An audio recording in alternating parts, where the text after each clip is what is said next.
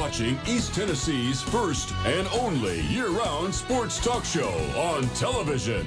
This is The Sports Source with your host, John Pennington.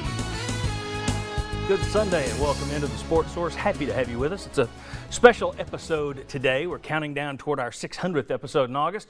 Got a very special guest with us. We also have a special guest. Special guest, very special guest. We'll get into that in just a second. First segment, always brought to you by our friends at Phil Cobble, Fine Homes and Land. When it comes to selling your home, no one in the Knoxville MLS area can match the proven success, experience, professional service of Phil Cobble and his team. Get pre-market evaluation, price guidance, an experienced negotiator, even an interior designer to stage your home. Stage your open house. There's nothing better than Phil Cobble, Fine Homes and Land. You see the team right there. You see the phone number. You see the website. Phil Cobble, Fine Homes and Land. All right. I want to welcome in the folks who are with us today. First, I'm going to start right down there. We got John Wilkerson. We're going to do this a little out of order. We got John Wilkerson right there. Folks know John. Been with us many times. Co-host of Sports Talk Monday through Friday on Sports Radio WNML. John, thanks for being here. Always glad to be here, John. And let me get out the resume. I've got to read this here. We got Director of Broadcasting for the Tennessee Titans. 2015 will be his 18th year with the team. Host of Sports Talk for many years before joining the Tennessee Titans. Named Tennessee Sportscaster of the Year 11 times since 2000? Or is it up to 12? No. Okay. No, just 11. No, we went 2 and 14. 20 Associated Press Awards, and the top award you can get in this industry, a Murrow Award. Mike Keith, old friend, thanks for being with us. It's good to see you, John Pennington. Good to see you. And good to see you, John Wilkerson. Always good to see you, Mike Keith. We're going to talk about the play-by-play job, the Titans, your view of what's happened with Tennessee athletics since you moved away, which has been a roller coaster with a lot of ups early and then a lot of downs recently. But I wanted to start because this show, as I said, we're cruising toward our 600th episode. This is the first time that the three of us have shared the same studio set since 1997. Almost 20 years ago, when we were all involved in a cable show called iSports Live on what was WBIR's then back channel, their cable channel. And in many ways, Mike, you were the guy that kind of, I know Alan Williams started Sports Talk, was the first guy to host it. You really grew Sports Talk Radio. And then you were the man that came in to do iSports Live. I came in as producer. But that show has kind of been the foundation for this show, which we started 12 years ago. It's good to see you again, and it's also good to be with you guys again. Because that was a fun show, and I just wanted to start by getting your thoughts on this market and how unique it is that it can support a show like this, a show like we had then, a show like Sports Talk that's been so dominant for so long.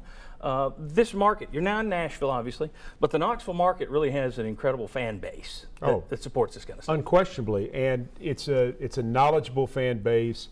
It's part of the culture, and it's not just the UT thing.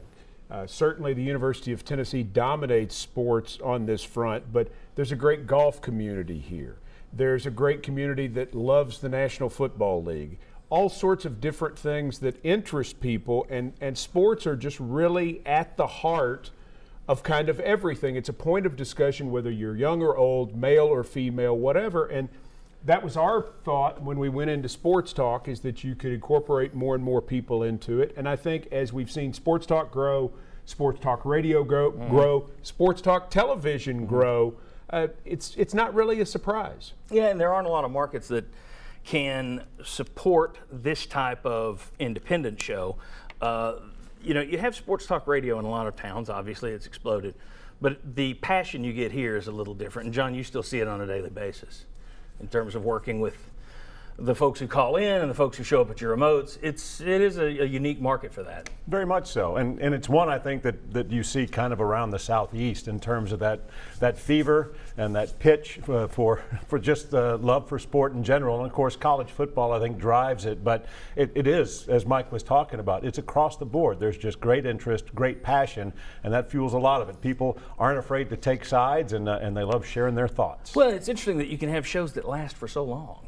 I mean, there are longtime broadcasters in other markets, but I just think that this town has a way of embracing things more so than other markets I've lived in. Columbus, Ohio, for example, big market, a lot of big sports shows, but they don't latch on to the shows like they do here. I think there's a connection. There was certainly a connection with you when you were doing sports talk, and it's continued on with John and Jimmy, but you were really that first breakout talk radio star in this town in a lot of ways, especially in sports. Did you feel when you were doing it like, wow, we can just create this thing? Because there wasn't, some of us who've come behind that have followed along, and there's kind of a path. We've kind of cut our own path with this show, but did you just look at it and say, you know what, there's nothing else out there. I can do this, I could do that. And you kind of did the same thing with the television show as well. I mean, did you look at it as kind of free reign? No, I don't think so. I just looked at it at the time as a job and an opportunity, and it's what I love to do. I love to talk about sports, and Sports Talk started, it was 4 nights a week, and it was 7 to 8. The other night was NASCAR Live, so we got Tuesdays off, and then they said in 1991, let's go 5 to 8, and then in 1996 they said let's go 3 to 7, and you know, I was talking to Bobby Denton, the late great Bobby Denton, right before I left, and we were actually considering putting the show on in the morning. You know, we'd had some discussions about that, and the opportunity came up to go to work for the then Oilers, and so obviously that went by the boards, and then John and Jimmy took over the show and grew it even bigger. Mm-hmm. I think this market is good to people all over. You know, you see longtime people with the News Sentinel, longtime people on the news who have a following, and people know them so well. People are very kind, and they were very kind to me and my family, and they're still very kind. When I get to come back into town to do various things, they still treat me like I never left, which is something I was appreciative of then, and probably am even more appreciative of now that I'm older. I look at it, I think he's being modest a little bit, because you were an innovator. I mean, whether you looked at it that way or not, a lot of the things you did had not been done in this market before, and I think you deserve a lot of credit for that. Well, thank you. So, John, you guys roomed together in the college age years. How odd was it for you to watch him go from the guy that would ask questions with you to now he's on the other side of the thing?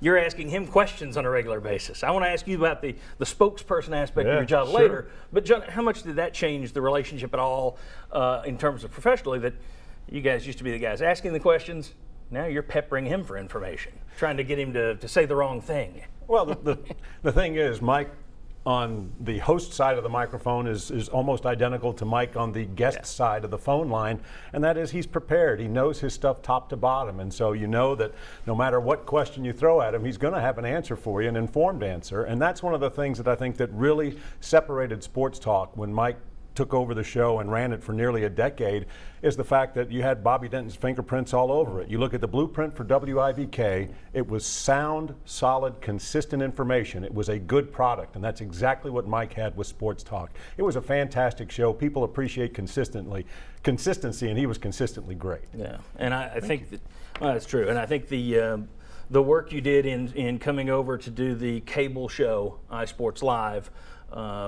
was just as important, because this, like I say, this show was partially built on that show's foundation, because I had produced that show, and then John and I kind of co-hosted it for a while.